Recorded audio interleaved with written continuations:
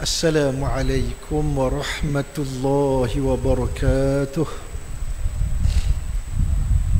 Bagi memberkati majlis yang mulia ini, sama-sama kita mulakan dulu. Kita baca Al-Fatihah. A'udzu billahi minasyaitonir rajim. Bismillahirrahmanirrahim.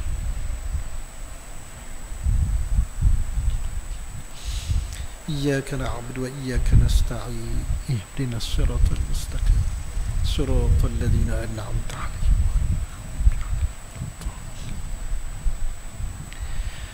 Alhamdulillahi hamdan katsiran tayyiban mubarakan fih. Ya Rabbana lakal hamdu kama yanbaghi li jalali wajhika wa 'azimi sultanik. Allahumma salli ala sayyidina Muhammadin 'abdika wa nabiyyika wa rasulika an-nabiyyil ummi wa ala alihi wa sahbihi wa mastanna bisunnatihi ila yaumiddin, amma ba'da. Tuan Imam, para Bilal, pengerusi masjid, seterus jawatan kuasa, muslimin muslimat tetamu Allah yang dirahmati sekalian. Alhamdulillah, kita minggu keempat, hari Sabtu ni kita sambung balik pengajian kita ni dalam bicara 11 rahsia sihat Rasulullah sallallahu alaihi wasallam. Tuan-tuan rahmati Allah sekalian, Rasulullah di antara manusia yang terlalu bersungguh menjaga kesihatan. Bersungguh, luar biasa bersungguh. Sebab apa bersungguh? Sebab Nabi sallallahu alaihi wasallam, Nabi tahu Islam hak Nabi nak bawa ni, dia perlukan orang sihat dan kuat untuk berdakwah, untuk berjihad, berjuang. Kalau tak sihat, ya Allah, macam mana nak pertahankan negara? Dan orang yang sihat ini juga, dia boleh pertahankan maruah keluarga dia, keluarga, anak-anak, isteri dia, kalau dia ceroboh dan seumpamanya. Sebab tu perlukan orang sihat dan kuat. Dan begitu juga yang menyebabkan Nabi bersungguh sangat menjaga kesihatan ini, sebab seolah-olah macam Nabi minta dengan Allah supaya Nabi ni sihat sepanjang hayat. Sihat sepanjang hayat dan boleh beribadat sempurna pada Allah. Boleh beribadat sempurna pada Allah Subhanahu wa taala. Itu yang Nabi nak sangat. Sebab tu Nabi bersungguh menjaga kesihatan.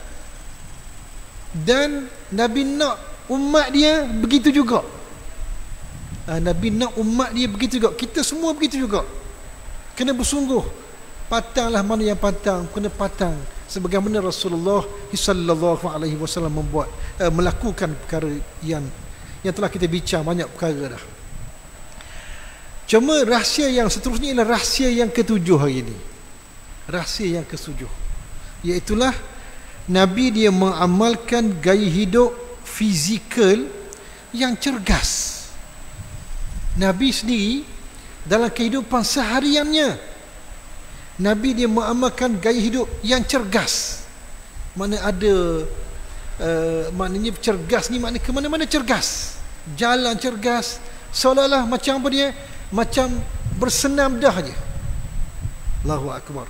Itulah gaya Rasulullah sallallahu alaihi wasallam. Baik, tuan-tuan rahmati Allah sekalian,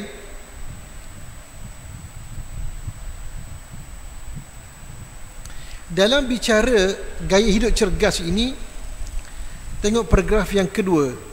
Dalam kehidupan seharian baginda sallallahu alaihi wasallam terdapat 3 amalan atau perkara utama terbukti membina kecergasan fizikal Nabi sallallahu alaihi wasallam.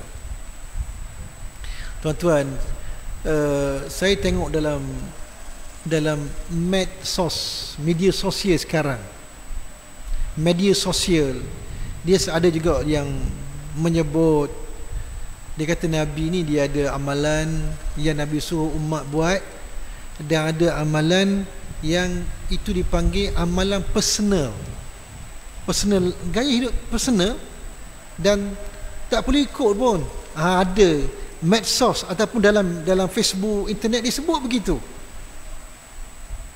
Memang pun kalau dari segi usul fiqh begitu, ada benda yang wajib kita ikut, ada yang sunat kita ikut, dan ada benda-benda yang ya tak ikut pun tak apalah. Contohnya cara Nabi tidur, cara Nabi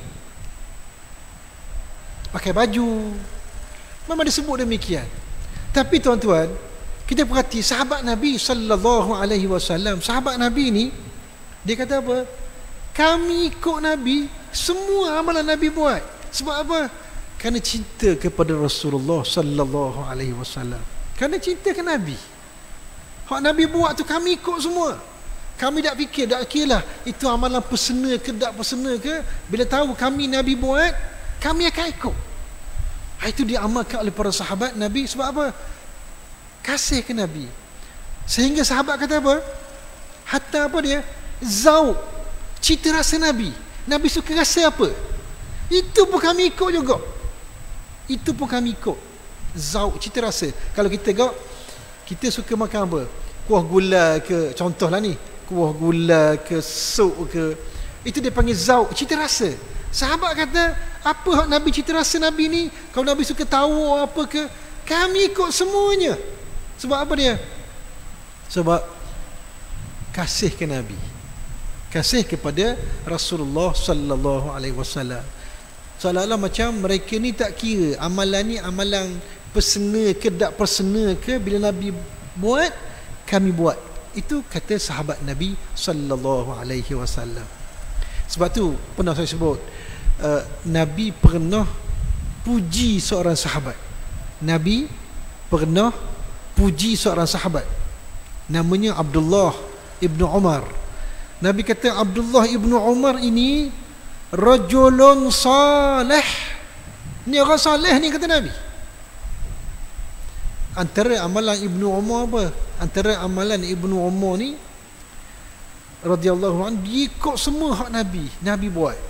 Hatta Nabi melangkah, menjakah tu, melangkah tu, berapa kaki pun dia ukur 3 kaki setengah. Contoh, dia berjalan ikut 3 kaki setengah sama melangkah. Ataupun tak kira lah, dia ikut cara Nabi. Semua sekali. Kalau Nabi lalu ikut tempat mana-mana, Nabi mungkin penat ke, letih ke, Nabi duduk di bawah pokok. Sebab tu bila dia lalu ke mana-mana tempat yang Nabi pernah duduk, dia akan duduk juga. Sebab apa? Sebab ikut semua sekali apa yang dilakukan oleh Rasulullah sallallahu alaihi wasallam. Sebab itulah tak timbul isu apa dia, amalan personal tak personal ke, itu nombor 2, nombor 3. Yang penting ikut Rasulullah sallallahu alaihi wasallam. Baik tuan-tuan, di antara yang Nabi bersungguh juga ialah Nabi dia melakukan senaman. Nabi melakukan senaman. Dia senaman, wallahu alam, saya baca juga dalam cari-cari Nabi bersenam masa mana? Petang ke pagi ke? Kalau kita biasa bersenam bila? Petang ataupun pagi tak? Tapi sebenarnya kalau kita perhati, Nabi dia tidak ada waktu khusus, tak ada. Tidak mesti pukul 6, 5.30 jogging, tak. Pagi jogging, tak. Tapi Nabi ada waktu bersenam. Sebab tu nanti dia akan sebut, kadang-kadang Nabi berlomba dengan sahabat, berlomba kuda, kadang-kadang berlomba dengan isterinya, berlomba lari dan sebagainya. Tengok, yang pertama, melakukan senaman. Nabi sallallahu alaihi wasallam sangat menggesa umatnya supaya melakukan senaman dengan niat apa dia? Kerana Allah. Sebab tu kita bersenam ni dia ada niat. Niat apa? Iaitu niat nak jaga kesihatan diri dan juga sebagai persiapan. Persiapan apa? Untuk berjihad, nak jaga agama Allah. Hak tu nombor 1 sekali. Biar tubuh sihat, kuat, cergas, dan bila sihat akan pertahankan agama Allah Subhanahu wa taala. Itu nombor 1 sekali. Lepas tu boleh niat-niat lain lagi, nak jaga keluarga, boleh nak cari nafkah keluarga, nak buat ibadat. Dia kena niat. Kalau tidak, kalau kita senang saja tanpa niat, pahala tak sempurna. Tak sempurna pahala, kata para ulama. Lepas tu dia kena niat. Niat apa? Sihat. Dan lepas tu nak apa? Nak jaga agama. Nak mari nak rosakkan agama dengan fizikal, kita akan pertahankan. Allahu Akbar. Berani ke tak? Berani nombor 2, biar sihat dulu. Allahu Akbar. Asas prinsip ini adalah berdasarkan firman Allah Subhanahu wa taala. Allah menyebut, wa a'iddu lahum mastata'tum min quwwah wa min ribatil khail turhibuna bihi aduwallahi wa aduwakum. Maksudnya, bersedialah kamu. Siapa ni? Wahai orang-orang beriman. Bersedialah kamu wahai orang beriman. Bersedia apa ni? Bersedia sebab musuh boleh menyerang bila-bila masa. Masa ni tu, ayat ni masa Mekah. Jadi Mekah ni maknanya musuh dia boleh menyerang bila-bila masa. Sebab tu Nabi suruh sahabat sentiasa bersedia.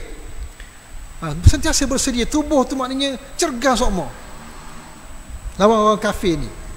Mastata'tum, semampu yang kamu boleh dari segi kekuatan. Apa-apa kekuatan. Sebab dia panggil, kalau kita belajar bahasa Arab, min quwwah ni dipanggil nakirah. Nakirah ni makna umum, makna kekuatan apa? Semua jenis kekuatan kena bersedia, kata Nabi, kata Allah. Kekuatan apa? Dari segi alat tentera, bilangan tentera. Antaranya apa dia? Sihat tubuh badan. Kalau tubuh tak sihat, nak bawa senjata macam mana? Ke mana? Betul ke tak? Kalau perang zaman kita, kampung kita ni, perang pilihan raya tak apa. Perang pilihan raya dok orok pun orang tolak. Ni perang macam Rusia serang Ukraine ni. Nak pertahankan negara, contohlah tu. Nak pertahankan negara, contoh begitu.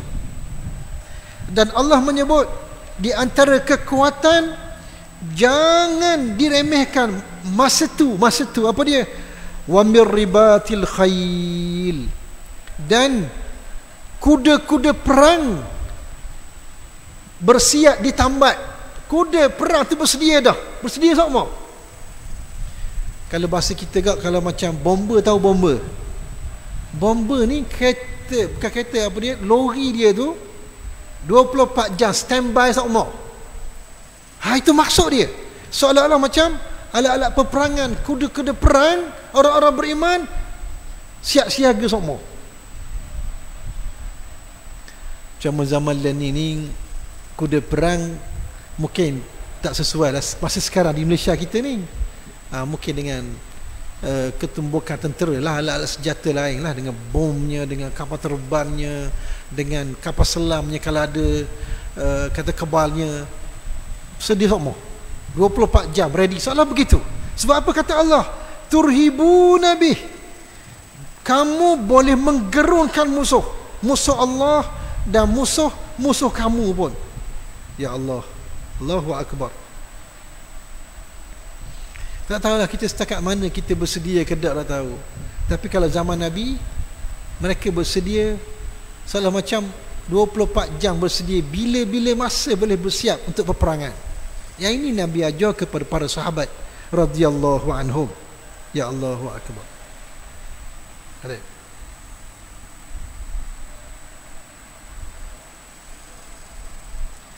Baik, hadis yang berikutnya,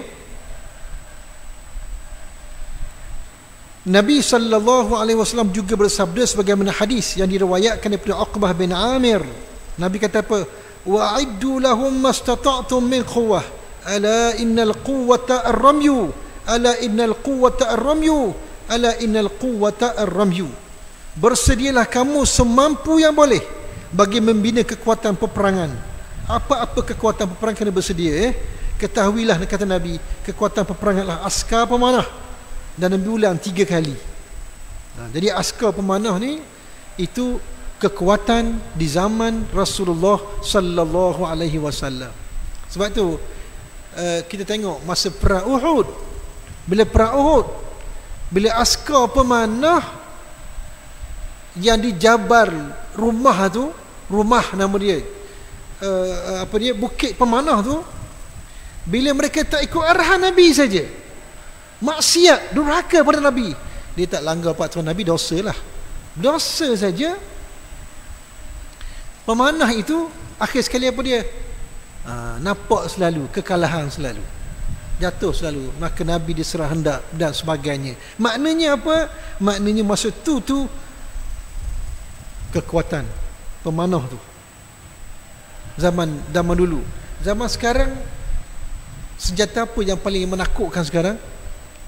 Senjata apa? Nuklear tak? Nuklear, ya Allah. Patut negara, kalau negara orang kafir ada, negara Islam kena ada juga. Baru orang takut. Kena. Allahu Rabbi, subhanallah. Tuan-tuan, sebab tu kita kena biar sihat, biar kuat juga. Patut ramai di kalangan kita ni patutnya kena masuk benda apa ni pandai menembak, sepatutnya. Allahu Akbar. Satu. Yang kedua, Nabi ajar kepada orang Islam, Nabi ajar, disebutlah hadis, tiap-tiap rumah orang Islam, tiap-tiap rumah orang Islam kena ada apa? Mesti kena ada, walaupun paling tidaknya sebilah pedang kena ada. Pistol tak boleh, tak ada pistol berjaya kita, boleh. Paling tidak kena ada juga walaupun sebilah pedang di rumah masing-masing, rumah orang Islam. Sebab tu bila Nabi wafat, harta Nabi tak banyak, tapi pedang ada. Sebab tu Nabi banyak pedang. Sebab tu tuan-tuan, nak tanya tuan-tuan di rumah ni pedang ada ke tak? Ada ke tak pedang? Dia golok tak jadi? Golok lagi benda tu, kerih tak cukup lagi, dia kena ada pedang, kena ada. Sebab sunnah Nabi. Tuan-tuan, kalau tak ada, tuan-tuan kena beli. Kalau tuan-tuan tak ada pedang di rumah, maknanya rumah tuan-tuan tak cukup persiapan sunnah Rasulullah sallallahu alaihi wasallam. Ibarat kalau macam kita kok, orang perempuan dia tak ada emas. Orang perempuan kau tak pakai cincin, tak pakai gelamah, perasaan dia ke mana? Betul, orang Islam kena ada pedang. Pedang tak apa. Yang tak bolehnya pistol tak boleh, senapang tak boleh. Pedang kena ada. Kalau tak ada, kena beli, kena order. Tak kira pedang ninja ke apa, tak apa. Tuan-tuan, percayalah, kalau orang pencuri nak masuk rumah orang Islam, mereka tahu rumah orang Islam semua ada pedang, seria juga. Biarlah dia pakai lain pun tak apa, tapi usaha kita sunnah Rasulullah sallallahu alaihi wasallam. Lepas tu kita kena, orang beriman ni kena pandai juga. Pedang saja dia ada juga, kena berlatih tu ada, berlatih pedang. Antaranya berlatih memanah, kena pandai juga memanah. Allahu Akbar. Imam Syafi'i Tok Guru, orang alim, mujtahid. Tapi Imam Syafi'i ini dia terkenal dengan apa? Pemanah yang tepat. Imam Syafi'i terkenal Tok Guru, tapi dia pemanah yang tepat. Kalau zaman dia ni kok orang panggil benda smart shooter tu. Tu.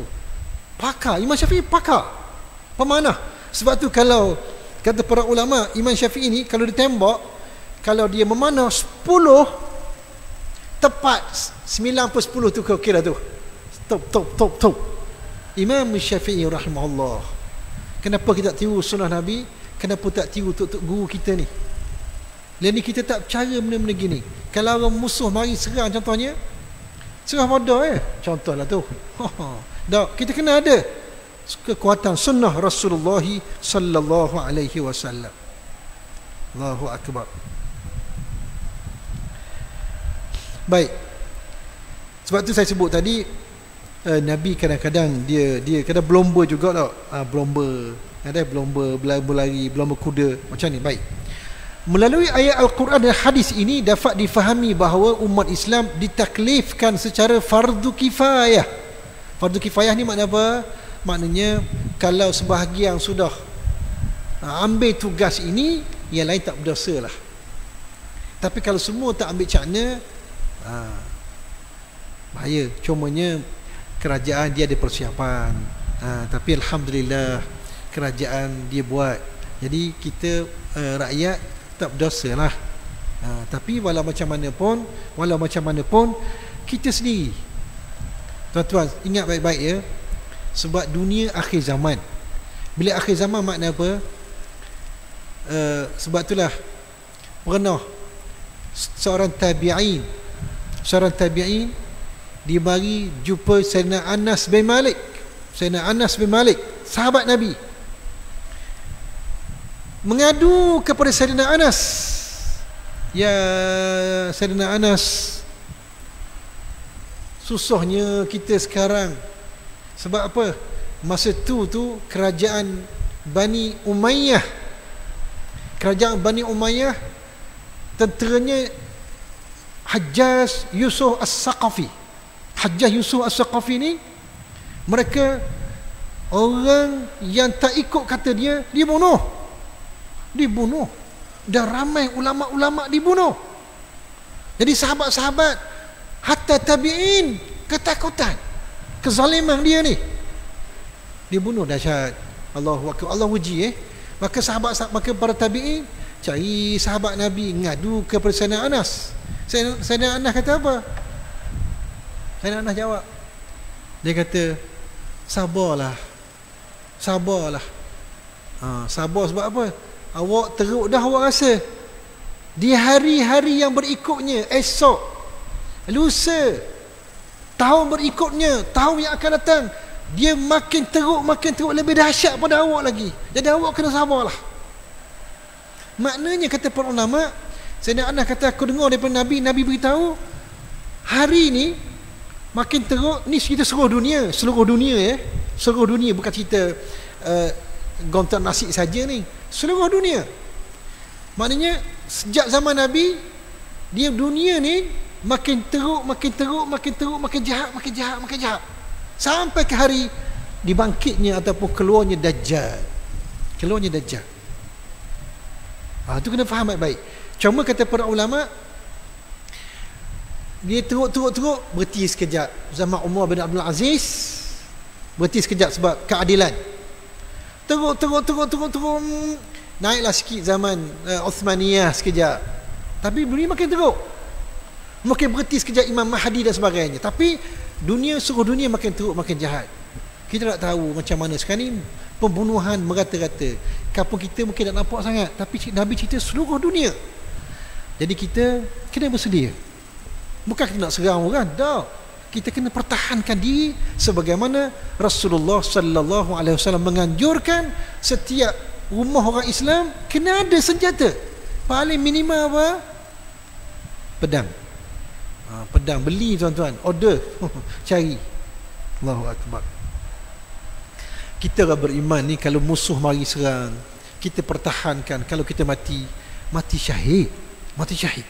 Allahu akbar. Itu kita nak sangat. Allahu akbar. Baik. Sebab itu dalam bab berlumba supaya sihat dan kuat, Islam dia letak satu kaedah. Nak bermain, nak bersukan, nak bersenang, silakan, boleh. Tetapi kalau sukan yang berbahaya, maka hukumnya orang Islam tak boleh sertai. Tak boleh. Sebab dia memberi mudarat nyawa. Tak boleh. Sebab asas bersenam ini apa dia? Supaya sihat, kita nak pertahankan agama. Itu asas bersenam. Tapi kalau bersenam tiba-tiba dia membahayakan, boleh merosok, bawa kematian, maka tak boleh bersenam, tak boleh ikut. Senam apa yang bahaya, tuan-tuan? Senam apa? Siapa boleh mati orang sendiri ni? Senam apa nak bahaya? Tuan boleh nak jawab. Senam apa hak bahaya sekali, boleh mati orang? Cari tengoklah. Sebab tu kadang-kadang macam mendaki gunung Everest, Saya tengok ramai orang mati. Orang Islam boleh ke gitu? Contohnya, untuk apa yang naik tinggi-tinggi? Contohlah, untuk kesihatankah? Untuk apa? Cuma kena muhasabah balik. Berlomba motong mati ramai. Boleh ke tak boleh? Orang Islam macam mana? Risikonya macam mana? Islam boleh bersenam, tapi kalau memberi mudarat, jangan masuk. Patut begitulah. Begitu juga senaman-senaman hari ni, ada hari ni pula, Allah, terbuka aurat, terbuka sini. Asal senaman untuk jaga agama, tapi bersenaman ni dia lari konsep dengan perempuannya. Ya Allah Rabbi, subhanallah. Terengganu kita tengok boleh tahanlah dengan sistem yang ada sekarang ni, sebab apa dia, dia ada pakaian dipanggil pakaian mesra ibadah. Okey dah tu, banding negeri lain. Perempuan pakaian, ya Allah, Allahu Akbar. Tak boleh bersama senaman. Kalau sampai tahap tu, sampai langgar peraturan agama, sedangkan prinsipnya nak jaga agama, jangan, jagalah. Jaga tu tuan-tuan. Termasuk senaman renang. Renang ni baguslah. Tapi sampai terbuka aurat, Allah, dosa, ya Allah, na'udzubillah min zalik. Baik. Baik.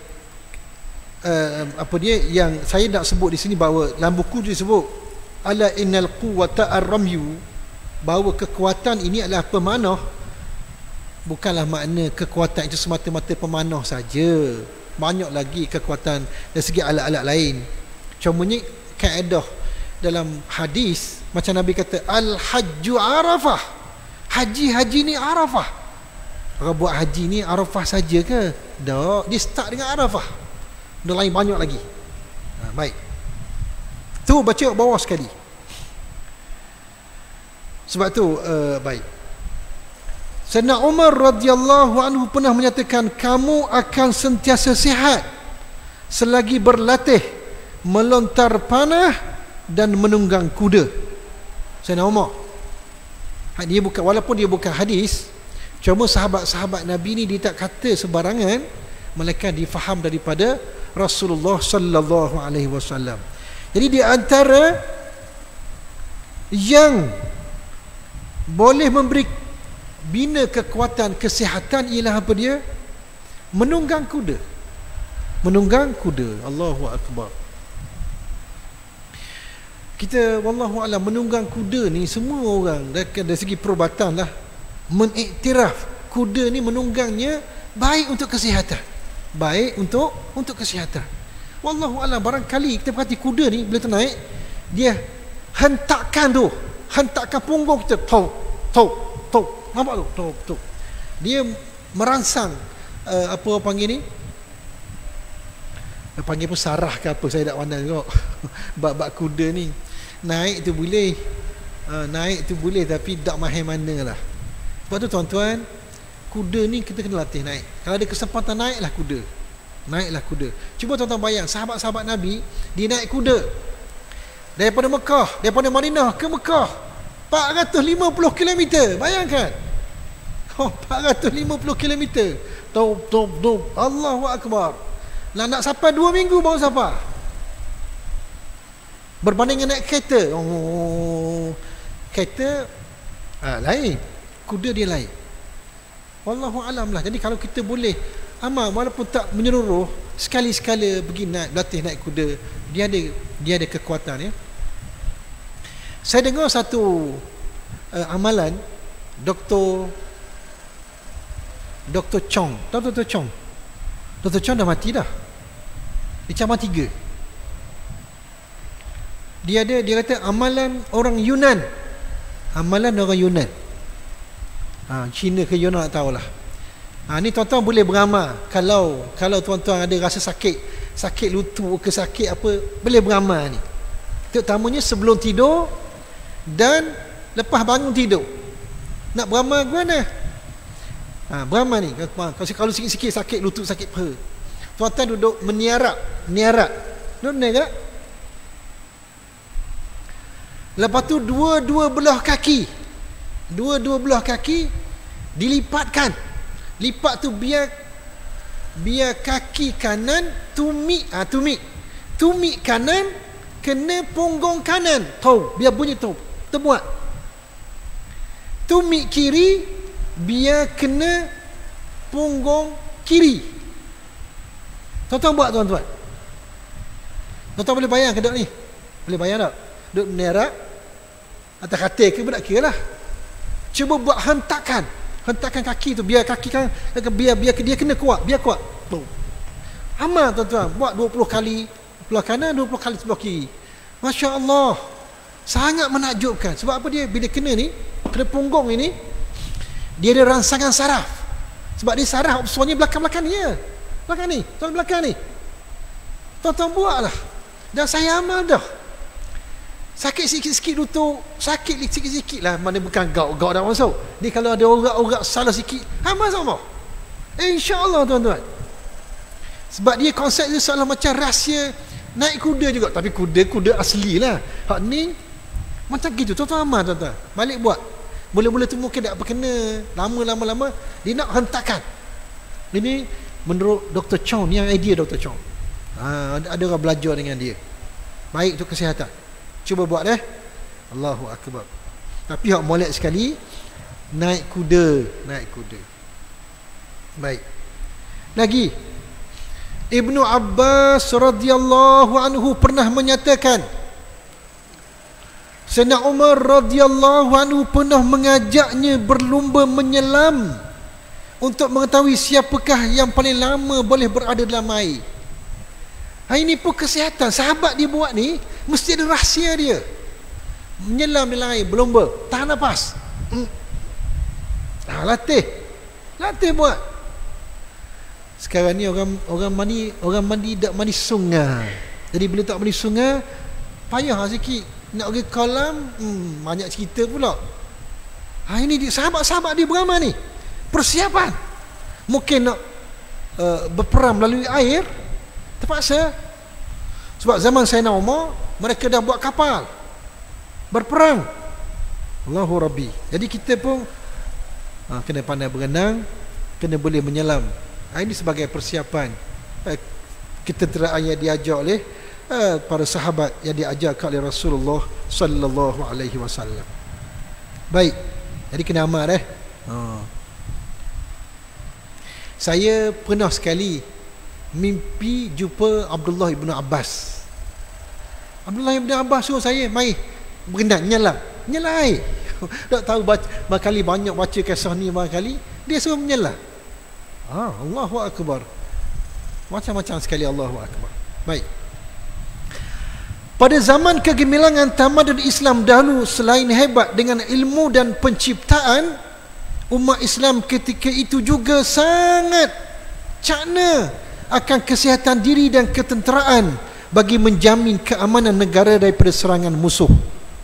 Zaman dulu, zaman sahabat dan para tabi'in, mereka ni selain pada ilmu berkembang hebat, tapi mereka ni dari segi kesihatan cergas,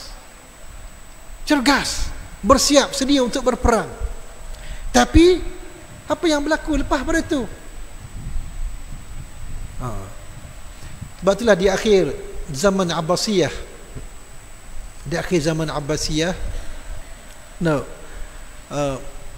masyarakat ketika tu dia lupa dah persiapan ketenteraan. Mereka fikir hidup berfaya-faya, hidup mewah. Maksud tu mewah, negara mewah. Sebab tu bila Mongol mari serang, mereka tak bersedia. Tatar berserang, mereka tak bersedia. Kata para ulama, wallahu a'lam bisawab. Nampak tak? Dan ada juga kata setengah ulama, sebab mereka tak bersedia, maksiat begitu banyak. Minum arak dan sebagainya. Wallahu a'lam lah. Jadi ini perkara yang kita kena ambil perhatian molek. Wallahu a'lam. Adapun pada hari ini umat Islam dilihat seakan-akan mengabaikan tanggungjawab ini. Allahu Akbar. Realitinya kita lebih cenderung kepada kesenangan dan keselesaan hidup. Penting ke makan nombor satu. Siapa tubuh tak kawal, perut naik. Allahu Rabbi.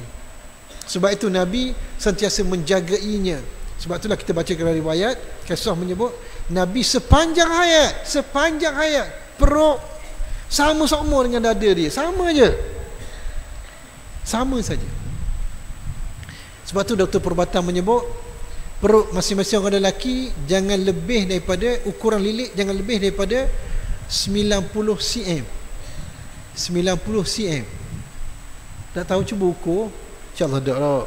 Kita 45 begitu je. Tak tahulah. Sebab siapa yang, kalau tak silap saya lah, saya pernah terbaca, kalau lebih pada tu dia kata boleh kena penyakit berbahaya, stroke dan sebagainya, na'udzubillah min zalik. Jadi terjagalah, patang sikit tak apalah. Terutamanya kita penghujung usia kita ni. Kita di penghujung usia dah, diri kita sendiri. Sebab itulah saya baca kisah ketua qadi di Baghdad, qadi al-qudah, ketua kehakiman negara, namanya Abi Syuja'. Nama apa? Abi Syuja'. Abi Syuja' ni, dia ketika menjadi ketua kehakiman negara Islam di Baghdad, bila umur 40 tahun saja, umur 40, bila umur 40 tahun saja letak jawatan lalu. So, kalau kita kat penceng lah tu, 40 tahun penceng dah. Lepas tu gimana? Pindah ke Masjid Nabi. Duduk Masjid Nabi, beriktikaf. Pindah ke Masjid Nabi, beriktikaf di masjid sampai ke mati. Sampai ke mati. Umur 40 tahun je, dahsyat. Dan kebetulan bila dia iktikaf lama tu, dia tok guru tau. Dia tok guru, selain daripada iktikaf dia baca Quran, dia mengarang buku pasal iktikaf saja. Iktikaf ni makna apa? Makna dia tumpu sepenuhnya hidup dia. Sebab tu dia kebetulan tu Allah panjangkan umur dia. Dia iktikaf umur 40, mati umur 120 tahun. Maknanya kalau umur 40 mati 120, maknanya apa dia? Dia iktikaf berapa tahun? 80 tahun. Allah dahsyat. Maknanya apa dia? Tumpu sungguh. Umur 40-an tumpu dah. Allahu Akbar. Dan dia ditanam, kata setengah pengkaji, dia ditanam mayat dia tu dekat dengan pintu Jibril. Kan nak pergi, kita nak masuk, nak pergi ziarah Nabi tu, Babus Salam, Babu Jibril ada. Ditanam kawasan tu lah. Lepas tu dikubur dia tu, apa dia ni, kemudian dibesar-besar Masjid Nabi. Wallahu a'lam, dekat situ lah. Sebab tu Nabi sebutlah hadis, Nabi sebutlah Sahih Bukhari, siapa-siapa umur 60 tahun, siapa-siapa umur 60 tahun tak berubah lagi, Allah tak maaf orang ni. Seolah begitu, Allah tak maaf. Sebab 60 tahun ni dekat sangat nak mati, seolah begitu. Tapi kalau masih lagi berfaya-faya lagi 60 tahun, masih lagi sibuk dengan tak sepatutnya, orang ni teruk benar. Kalau ikut hadis tu, tak marah ke tuan-tuan ni, tapi ini Nabi kata gitu. Jadi kita kena muhasabah diri. Patutnya orang peceng ni, peceng saja. Ini peceng berapa bulan ni? 60 ke 55? Ada 60, ada 50 lebih tak? Tak kira lah. Patut sampai peceng ni tumpu sepenuhnya lah. Sepatut begitulah, ya Allah. Allahu Akbar. Tapi orang kita ni beli peceng, baru nak mula langkah, nak buat tu, nak buat ni. Padahal patut akhirat lah sepatutnya. Baik, tuan rahmati Allah sekalian, yang kedua, ini cara Nabi untuk sihat dan kuat, ialah berjalan dengan langkahan yang cepat dan cergas. Allahu Akbar. Nabi kalau berjalan ke mana-mana, Nabi akan berjalan cepat dengan langkahan yang cergas, seolah-olahnya Nabi sedang bersenam, seolah-olah. Allahu Rabbi. Sebab tu dah hadis di bawah tu, lepas tu dibaca, Nabi pergi ke mana-mana, pergi ke masjid, ke pasar, menziarahi sahabat, ke medan perang. Apabila baginda berjalan, Nabi berjalan dengan cepat dan cergas. Sebagaimana disebut oleh Sayyidina Ali radhiyallahu anhu, idza masya taqalla'a ka'annama yamshi fi sababain. Maksudnya apabila baginda berjalan, langkahan baginda sallallahu alaihi wasallam adalah cergas dan kuat, seperti gaya orang yang berjalan turun daripada tempat tinggi. Maknanya apa dia? Top, top, top, top, top. Gaya Nabi berjalan. Gaya Nabi berjalan. Sebab tu saya sebut tadi, Nabi ni seolah-olah macam dia tidak ada waktu khusus untuk bersenam. Cuma sekali-sekali tu ada. Tapi waktu khusus pukul 6 pagi ada. Sebenarnya kalau terperhati hidup Nabi, Nabi makan, Nabi kawal, jalan laju, tidur cukup, padang dah untuk kesihatan, padang dah. Nampak tuan-tuan? Jalan laju. Sebab tu tuan-tuan, kita seolah bila Nabi berjalan laju tu, seolah-olah Nabi nak beritahu kepada umat Islam, berjalan tu biar laju juga. Itu hak sebenarnya. Allahu Akbar. Tapi orang kita jangan nak semangat. Tak apa nak tiru cara Nabi. Dia kalau orang sakit gauk, bekak lutut, waktu nombor 2 lah. Jalan laju kan, tak boleh mari masjid pula. Bekak sana, bekak sini. Ni hak segar-segar ni. Ubah gaya berjalan. Tuan-tuan, sebab itu ditulis dalam jurnal antarabangsa. Jurnal antarabangsa menulis senaman yang paling baik untuk kebanyakan orang, hampir semua orang lah, senaman yang paling baik ialah dipanggil brisk walking. Brisk walking. Brisk walking maknanya jalan laju, jalan laju. Jalan laju ni maknanya jalan macam jalan cara Rasulullah. Sebab tu kerajaan Kementerian Kesihatan diperkenalkan jalan 10,000 langkah. Maksud jalan 10,000 langkah ni apa? Jalan laju So jalan laju baru mencapai matlamat dia. Tapi kalau jalan macam lenggang-lenggok, jalan macam erat selipar, hak tu tak sampai maksud. Bolehlah juga, tapi tak lagi dia nak tahu. Itu saya jalan. Itu dia. Sebab itu sebenarnya kenapa brisk walking ni ataupun jalan laju ni baik untuk semua orang. Sebab apa tuan-tuan? Dia basikal baik, tapi basikal dia risiko tinggi, bahaya jatuh situ. Jogging baik, tapi jogging dia ada risiko. Kasut tak molek kalau beli, lepas tu track pula jadi bila berlari tu dia hantarkan top bila berlari ni tumit, lutut, ada risiko. Nampak tu? Jadi yang paling sesuai untuk semua orang, tambah-tambah orang tua macam kita ni, jalan laju je. Kalau rumah dekat-dekat ni, sebab tu Nabi anjur. Ada sahabat Nabi beritahu, siapa mari ke masjid, jalan 1 langkah diampun dosa, diangkat darjat. Satu. Sahabat kata, Rasulullah, boleh ke tidak saya nak mari ke masjid tapi naik kenderaan, tapi nak dapat anugerah sama macam orang datang berjalan kaki? Boleh tak Rasulullah? Nabi kata, tak sama.